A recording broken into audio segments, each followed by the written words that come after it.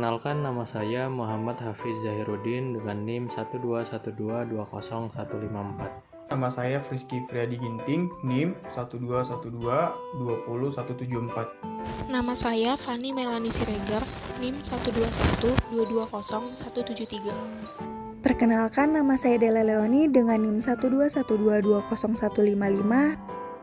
Nama saya Fauzi Akmal Syafiq dengan NIM 121220184. Nama saya Basar Richard Michael Bakara, NIM 121220182. Prinsip kerja yang digunakan pada alat pendeteksi magnet ini adalah prinsip kerja motor listrik.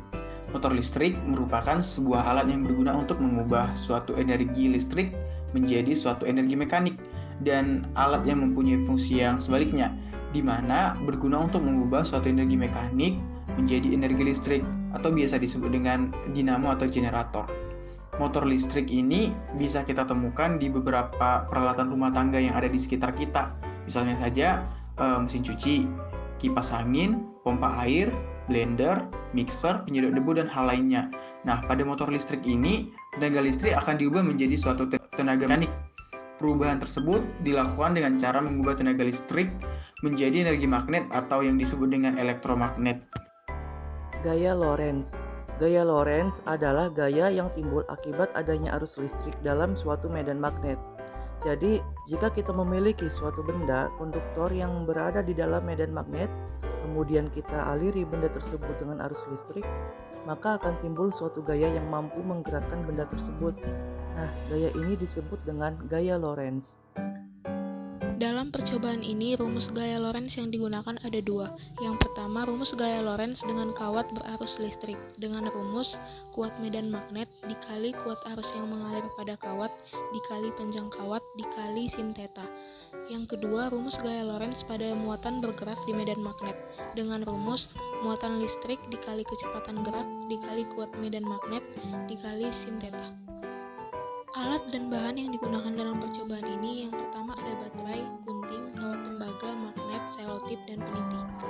Percobaan ini membuat alat pendeteksi magnet dengan menggunakan prinsip motor listrik sederhana dan gaya Lorentz. Terdapat beberapa komponen yang mempengaruhi pergerakan alat ini. Di antaranya adalah baterai, kawat tembaga, dan magnet. Kawat tembaga yang dialiri arus listrik dari baterai dan terletak pada medan magnetik menyebabkan kumparan bergerak. Pada hal ini terjadi peristiwa tarik-menarik atau tolak-menolak akibat adanya medan magnetik pada kawat tembaga dan magnet. Oleh karena itu, alat ini dapat dijadikan sebagai pendeteksi magnet sederhana. Prosedur percobaan. 1. Siapkan alat dan bahan. 2. Lihatkan kawat tembaga pada benda yang berbentuk silinder agar kumparan berbentuk bulat. 3. Sisakan 4 cm kawat pada awal dan akhir kumparan. Keempat, tempelkan peniti pada kutub positif dan negatif baterai secara berhadapan menggunakan selotip. 5. Kawat pada kumparan dihubungkan melalui kedua lubang peniti. Keenam, letakkan dan dekatkan magnet di antara baterai dan kumparan.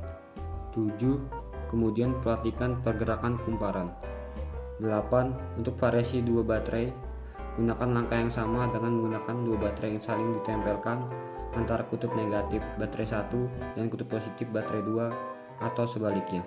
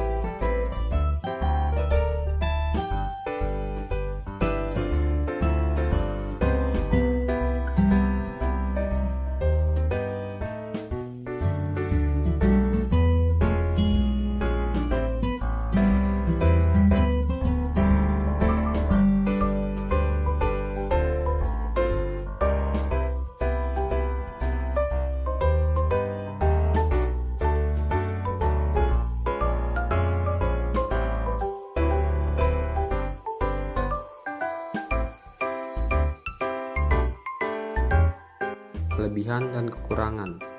Kelebihan: 1. Alat dan bahan mudah didapatkan. Yang kedua, alat dan bahan mudah dirangkai. Yang ketiga, biaya yang digunakan tidak banyak untuk membuat alat. Yang keempat, torsi dan kecepatan dapat dikontrol. Kekurangan: alat tidak bisa dikontrol jika kecepatan rendah. Kumparan akan terlepas apabila penyangga yang dibuat tidak kuat. Untuk kesimpulan yang didapatkan berdasarkan percobaan motor listrik yang telah dilakukan, didapatkan beberapa hal yang dapat disimpulkan, yaitu semakin banyak baterai yang digunakan, maka perputaran kumparan semakin cepat, begitupun sebaliknya.